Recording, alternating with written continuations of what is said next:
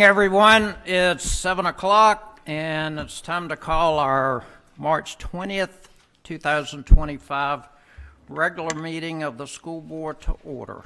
Thank you all for coming.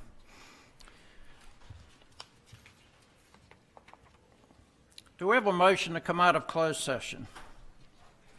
So move. Second? Any discussion? All in favor of that motion signify by saying aye. Aye. Opposed, no. Motion carries. Do we have a motion for certification? Pursuant to 2.2-3711 of the Code of Virginia, I move that the Franklin City School Board convened, oops, I'm on the wrong page, I think. I apologize.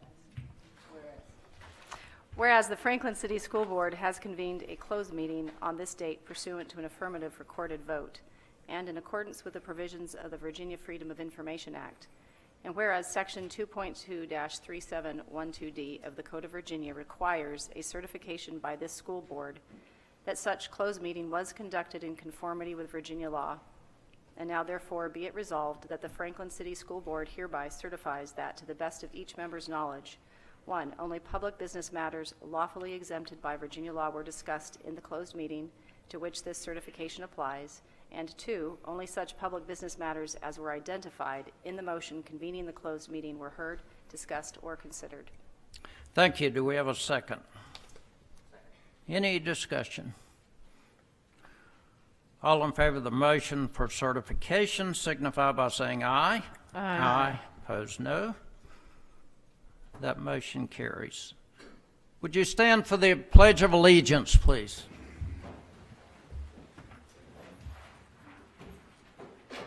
I pledge allegiance to the flag of the United States of America and to the republic for which it stands, one nation, under God, indivisible, with liberty and justice for all.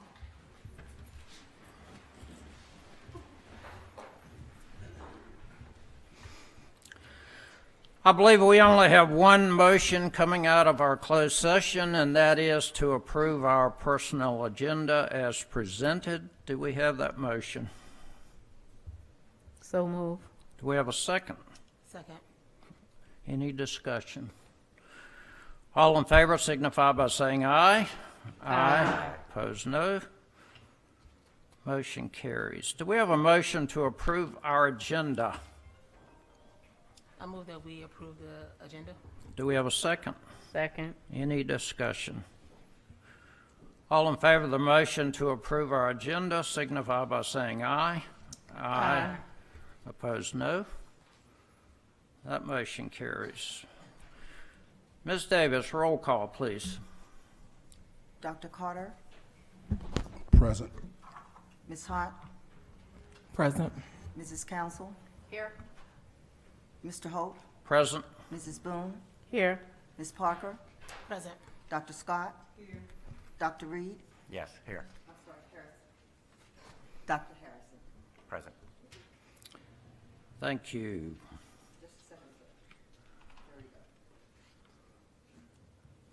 Dr. Walters here. Dr. Carter. No, Dr. Walters is not here. This is just the second read of the, for the public hearing in regards to school construction. It was presented as a first read last board meeting. We did have this first reading last meeting, and this would be the second.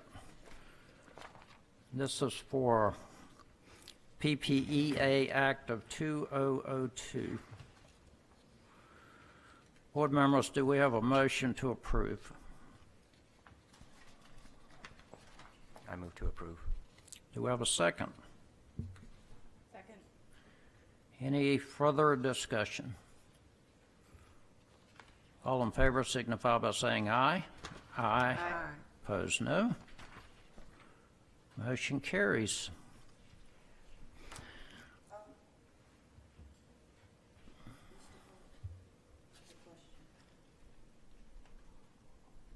Dr. Harrison had left by the time they had the first reading. Did you read that? Okay.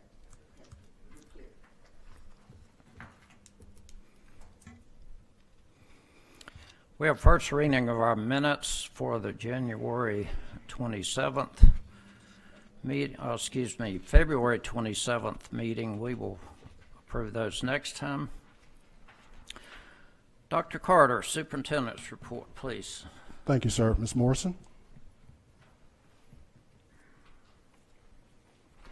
Dr. Carter, school board, and community members, good evening. Tonight, I have one proposed budget amendment, and I will be asking for a school board vote. This slide. The Virginia Department of Education has a very complex set of calculations that determine state funding and required local match funding. However, as we know, there's two primary drivers in education finance. The first is average daily membership, and that's simply the average student count, and it's collected in the fall and again in the spring. The second would be the local composite index, and that determines a locality's ability to pay towards education costs. The lower the index, the less the city has to contribute towards education funding. Franklin has consistently had a relatively low composite index at 0.2884. Next slide, please. Okay, this slide is a summary depiction of Franklin City Public Schools' portion of state education funding. These changes have been approved by the General Assembly. In order to be conservative, instead of the 1067 that VDOE has for us, we are only increasing our budget as if we had 1,040 students. So based on the ADM of 1,040 students and the composite index of 0.2884, that would show in the first column the state funding would be $14,099,466. The Code of Virginia requires that localities contribute at least the amount that Virginia Department of Education calculates as the required local match. So if you look at the second column on this slide, the required local match for this level of ADM is $4,725,930.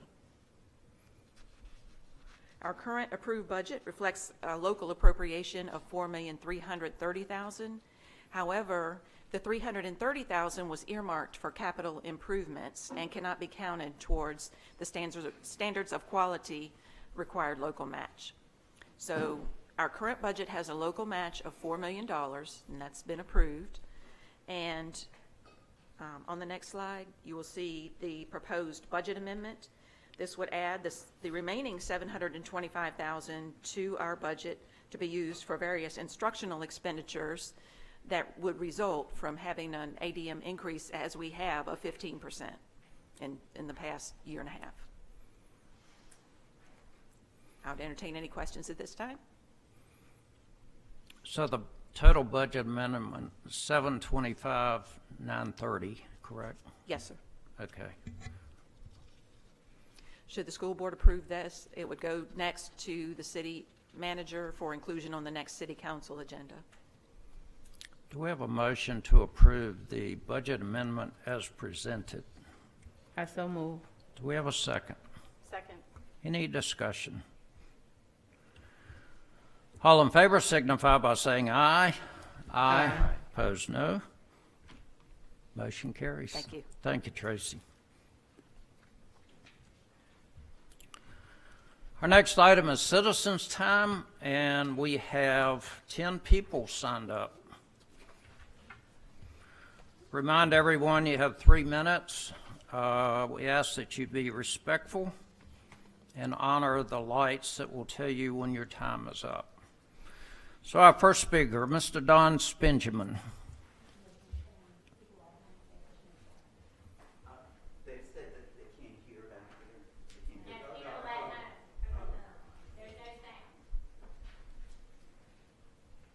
They can't Hello? hear. Can you hear it?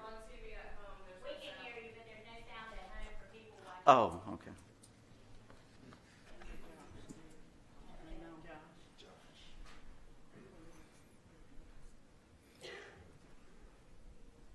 We'll check with Josh just a second.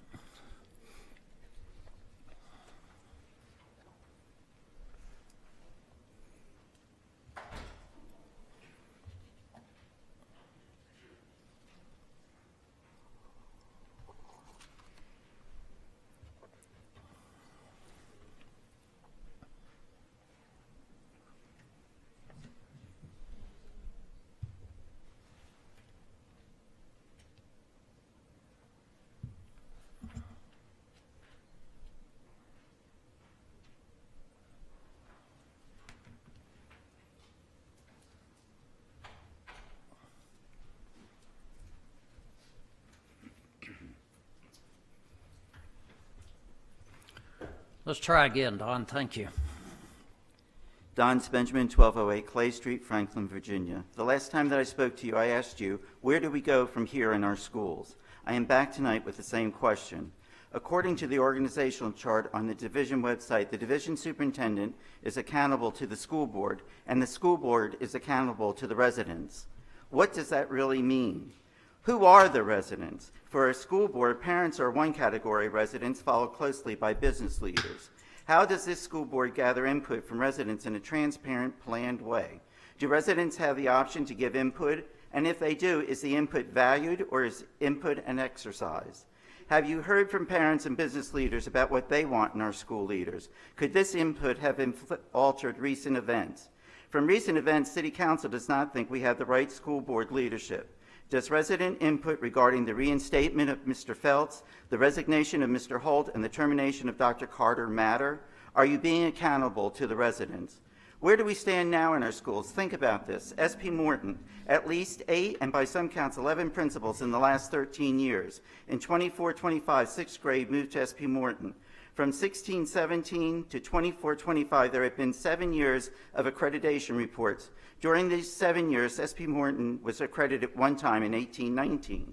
Franklin High School, same principal for the last 12 years. In 23-24, 8th grade moved to Franklin High School. In 24-25, 7th grade moved to Franklin High School.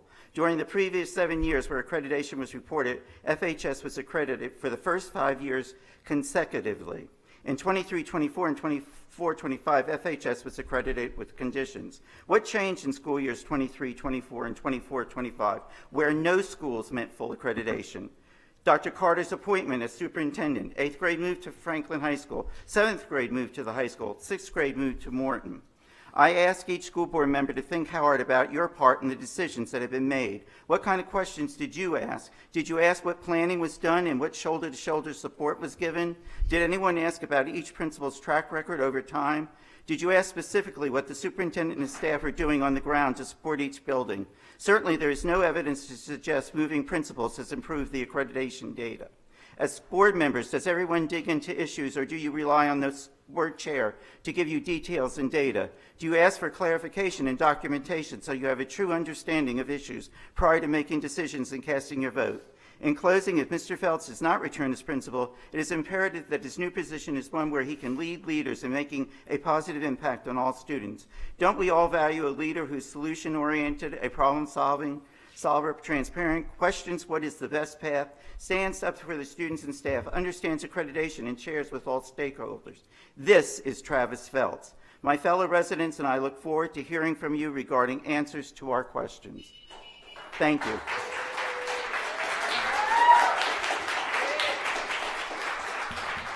That's just a reminder of the responsibilities. Pam Lease.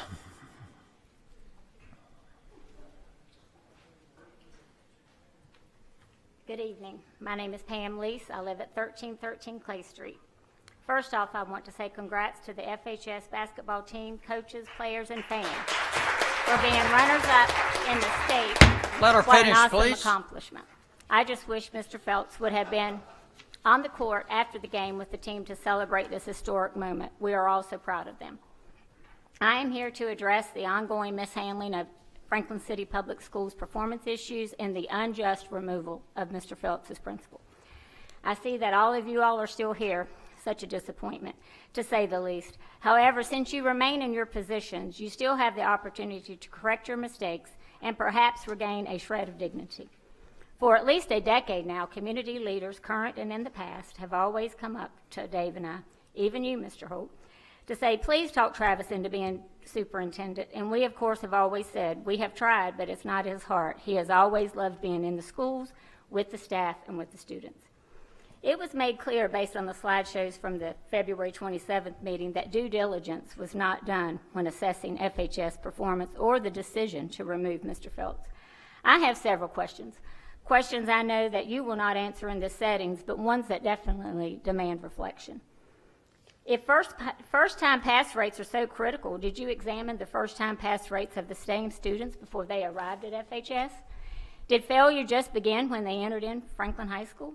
The answer is no. FHS pass rate is higher than both SPM and JP King.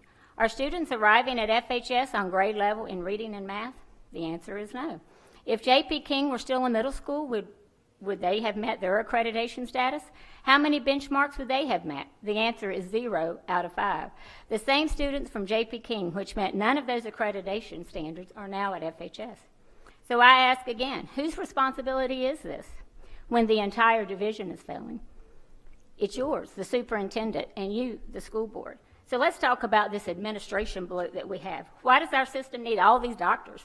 23 highly paid central office administrators when we only had 7 that used to do the same work, a superintendent, 2 assistant superintendents, and a chief academic officer for a district with only 2 schools. Why aren't these high-level administrators being held to the same accountability as Mr. Phelps? Where is the accountability? The solution is simple. Do your job. Take action. Remove the current superintendent and then resign, all of you. The longer you remain, the more harm you inflict on our community, our schools, our staff, and students. It is time for leadership that actually serves our children, not bureaucratic self-preservation. Thank you.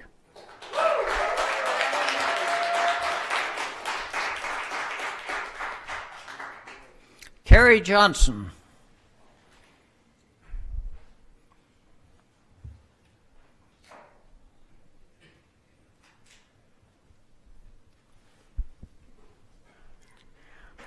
Good evening. I recognize that you shushed the applause of the basketball team for the previous speaker, but that just happens to be how my speech starts as well. As a longtime supporter of the Broncos, I would like to start off by congratulating the 310 boys for their amazing season and their ability to unite not only our community, but neighboring communities as well. At the start of the season, the Franklin High School boys basketball team was 2-8. Even I, as a wrestling mom, know that that's a rough start. But you didn't replace Coach Cut mid-season. You didn't panic, trusted the process, invested in the players, and the coach did his job. And because of that, those boys didn't just turn things around, they became state runners-up. So why aren't we applying that same mindset to Mr. Phelps? SOL scores aren't where you want them yet, but success doesn't happen overnight. When I sat on that board, Phelps never sugarcoated his mid-year scores, but he was in it for the long haul. Every year, we saw huge gains by June. Huge. Just like in sports, education takes time, leadership, and consistency. Cutting a coach mid-season doesn't build a winning team, it creates chaos, and the same goes for our schools. The students deserve a steadfast leader who is known to support them even when their year starts off a little rocky. And while we're on the subject of support, where was it when Kristen Phelps passed? A member of our school community is gone. Yes, our school community. And yet there was no meaningful acknowledgement for the division's powers that be. It was radio silence, and that silence was deafening. She may have taught in Smithfield, but she was an active member of our booster club, a team mom for multiple Franklin High School sports. And she personally started a mission through her church that over multiple years gave thousands of our students a free winter coat to keep them warm. Yet, at the very least, you could not even be bothered to post an in memoriam message on social media. If you say you value your people, you need to show it. You can't claim to be about growth and perseverance if you don't practice what you preach. What kind of culture are you promoting when staff regularly checks open jobs in our division just to see if they're about to be let go? Trust the process and support your people. And Dr. Carter, if you can't, please take the opportunity to go to another division by choice before you're asked to take a cryptic leave of absence and forced to resign. I'd hate for you to be hit with a bad case of Mitchellville deja vu. And with my remaining time, I'd like to take this opportunity to honor Kristen with a moment of silence.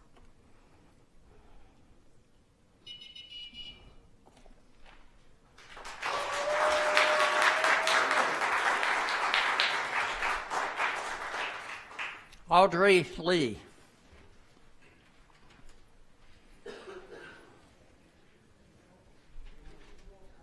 You know, I had so much I wanted to say to y'all tonight, but God had me to come tonight as a messenger instead of as a fighter, because the battle is His.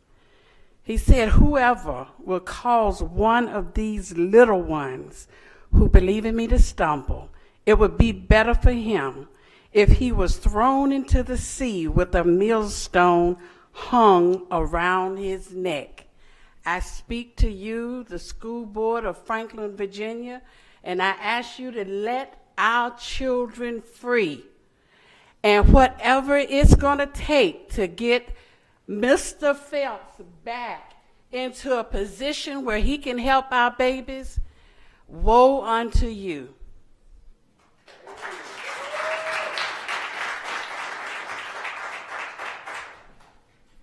Brandon Lilly.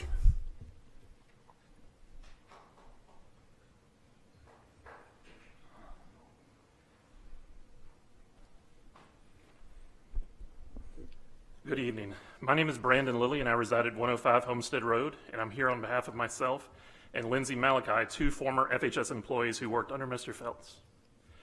I am here today to address concerns with the recent decision to remove Travis Phelps as principal of Franklin High School, particularly after his recent favorable evaluation.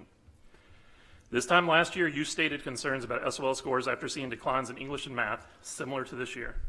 You were unhappy with the results in January, but according to your own statement, encouraged by the results at the end of the year. FHS has a history of having low scores in January, high scores in May. FHS finished last year level 1 in English and math, including every single gap group. The VDOE released projections of where schools would rank under the new accreditation system. FHS was on track. FHS schedules students that struggle academically, so they test in January to give them additional opportunities so they can retest in May if needed, and that does count toward that school year's accreditation. In the spring, there are more dual enrollment and honors courses, as those students are academically stronger and need one opportunity to test, so we see considerable rise in scores every May. The superintendent's aware of that. Central office chose to stop teaching science in the middle school a few years back, putting kids farther behind. Now science scores are low, and you blame the principal. Phelps didn't make that call. Central office implemented a 4-day work week, losing instructional time for students. Your superintendent stated scores are unacceptable, so the answer is less instructional days. I know it's popular, but we can literally see that that decision resulted in a steady decline since that time. Phelps didn't make that call. What about the decision after Phelps was removed to implement some form of reward system where students can earn incentives to miss class and ignore instruction? It's unacceptable that your scores are where they are, yet we can miss more instructional time. Phelps didn't implement that. Right now, you're getting pushback from all the stakeholders because of the manner you chose to handle the removal of Travis Phelps and how you treated him since then. He was the pillar of stability, the last one you had at FCPS. And you will never replace him. He is Franklin, that is his building, and you could stick him right now, he will bleed blue and gold. Why should any highly qualified teacher come to your vision when you are giving them less days to teach, allowing kids to ignore instruction as a reward, and then you have an attitude that everyone is expendable as long as you get the one thing you care about, scores? One piece of data y'all didn't track during the last meeting is the thing that matters most in education, relationships. Students must Maslow before they can bloom. Franklin students come to us with a variety of needs, and they need someone like Travis Phelps to be there to provide the climate they need that only he can provide to help them meet Maslow's hierarchy of needs. With the decision to remove Travis Phelps, there is one thing that you've made clear. There are a lot of doctors in the division, but you are falling short at diagnosing the problem. Thank you.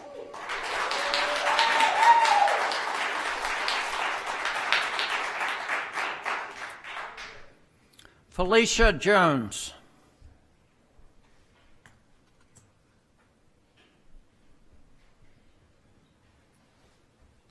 Good evening. My name is Felicia Jones. My address is 325 Harris Street. I come before you this evening because of my concern for my granddaughter's health and well-being.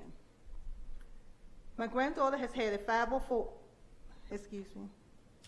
My granddaughter has had a 504 and a DMP in place since 3rd grade, and now she is in the 10th.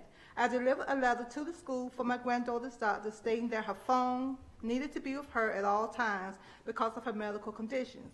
On yesterday, her phone was placed in a pouch and then locked. This was the same as taking her phone from her because she was not able to use it. I want to know why someone didn't check with the office and see that she needed to have a phone with her. I thought having a 504 would automatically, and having a DMP, which is her direct medical plan, will red flag that we may need to check her records first. I decided to keep my granddaughter home today because I was afraid. She was sick, and I was afraid that her phone would be taken from her again. I wish Mr. Phelps was still there for all the years because he has followed her. He has followed her, and he knows her. He would have made sure this would not have happened, as he have been looking out for her for years. Please make some changes in this school system in order to save our children. Thank you.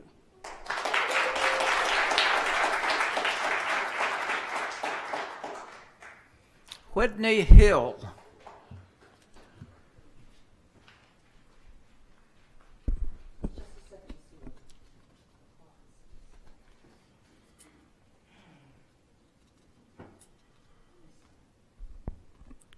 Good evening, everyone. My name is Whitney Hill, and I live at 500 Vaughn's Lane in Franklin. Why am I here? I don't have any kids in this school system anymore, and my husband no longer coaches here. So do I have any skin in the game? Absolutely. I am a Franklin City resident, a homeowner, and that gives me a vested interest in what happens in our school systems. In fact, I have more at stake than some of the very people sitting before me tonight. As a homeowner and taxpayer, I am deeply frustrated by the way this school system is being run. Some of you don't even live in Franklin, yet you continue to make decisions that are driving our schools and our city into the ground.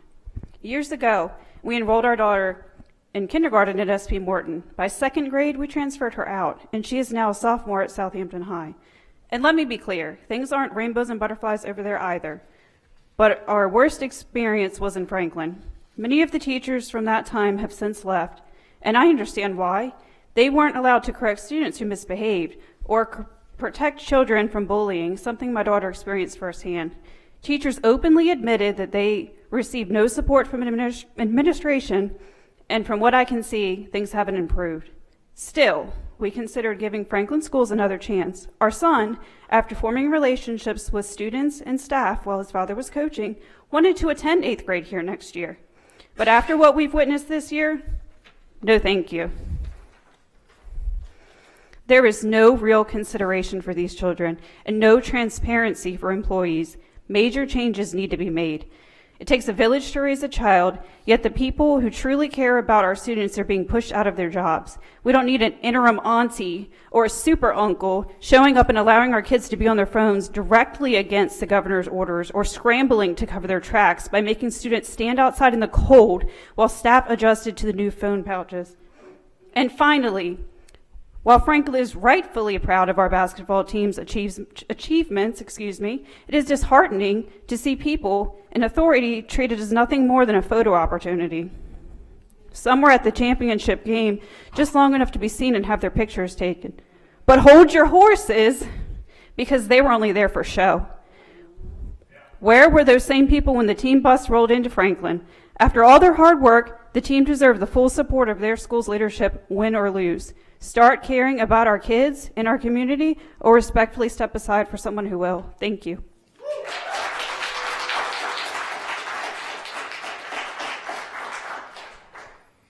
Naisha Reed.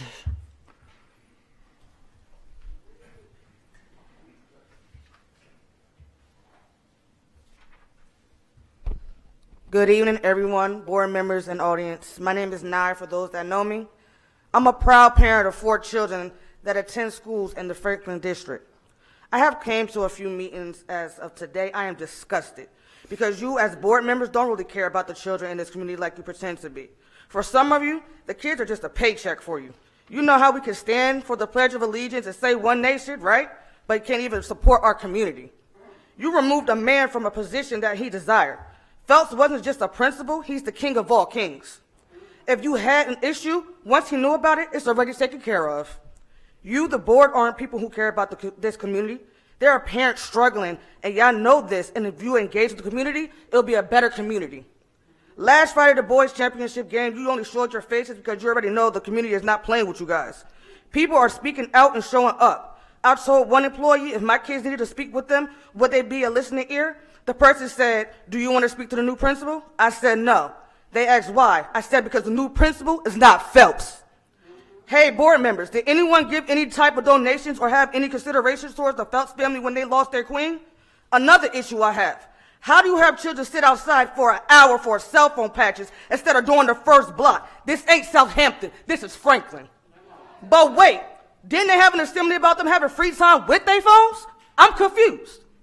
Phelps wouldn't have done this. My kids started opening up with Phelps and felt comfortable with him. You're robbing our children of a great experience with this wonderful man.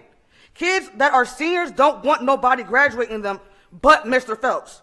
You let Phelps go as principal because his presence alone was intimidating. Mr. Carter, I don't like your character.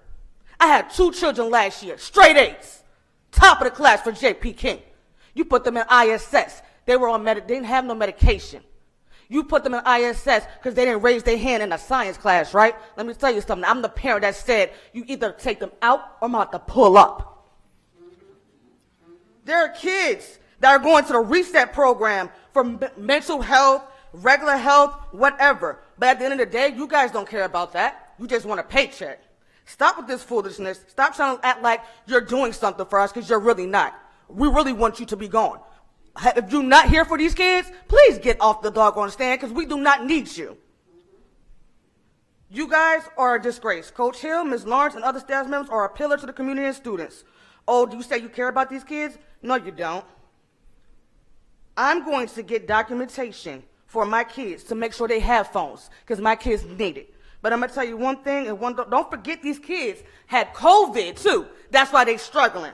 Like I said before, and I'm going to continue to say, forever Phelps. Thank you.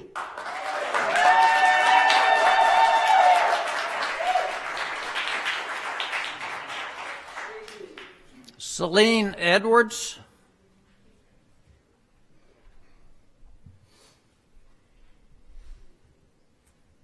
Celine Edwards.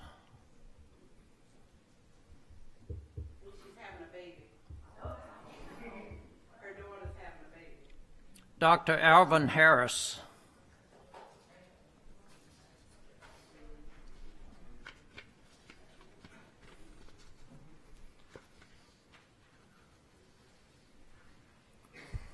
My name is Alvin Harris. I live at 1100 North High Street. I grew up in Franklin. I attended Franklin City Public Schools. I went to a segregated school, proud of it. Weren't good enough to go to school with white folks. At that time, we had a school board of white gentlemen. Whatever decision they made, everybody accepted it. I'm here to thank you, human beings, for serving. Because what I saw tonight, this ain't about school and learning. This is about a certain level of ignorance that a town with one of the highest poverty rates in Tidewater, Virginia, is proud of. A few years back, a preacher, a black preacher, named Reverend Andrew J. Stokes, and the Andrew part was Andrew Jackson Stokes, told the city of Franklin that they were off course, that they thought Union Camp was God. I thought Reverend Stokes was crazy. He said Union Camp was going to leave Franklin. He didn't know. He said God told him that. Union Camp is gone. And the people who worshiped it as God, most of them are gone. I had the opportunity to work with some kids in Franklin City Public Schools. Franklin City Public Schools has a lot of work to do. Much of it started 5 years ago when COVID came through. The children said they can't do homework. In the 6th grade, they were given grades. In the 7th grade, they couldn't do homework and all of that. You give them a test, they had serious problems. You give them a test with answers in the book, they got serious problems. So I'm here to ask you to not worry about all this BS that folks are telling you. Focus on these children. Because if they don't get an education, many of them going to wind up in prison, in jail, on Skid Row, in the cemetery, and it's more than just one person that folks want to worship. It's about the children, it's about education, it's about giving them knowledge and skills so that they can adapt to the changes that are going to occur in this city, in this state, in this nation, and in this world. And so it's nice to hoop la and all of that. But education is king. Knowledge is power. Thank you, Dr. Harris. Time is up. Y'all have a good night. Think about your children, get them educated. If you don't, you're going to regret it. Thank you all for your comments. We'd like to congratulate the boys basketball team for a wonderful season this year. Do you have any, Ms. Parker, do you want to talk about SP Morton? You want to talk about the PTA at all? Laptops? So Tuesday, the SP Morton PTA had a AT&T sponsored event for their Go Tech Go. So 25 laptops were awarded to our PTA, and we actually gave out 25 of those to the students who were in need of those. So just a thanks to AT&T and to the SP Morton PTA for hosting that event. Board members, anything else? Dr. Carter? Do we have a motion for adjournment? Do we have a second? All in favor signify by saying aye. Aye. Aye. Opposed, no. We're adjourned. Thank you.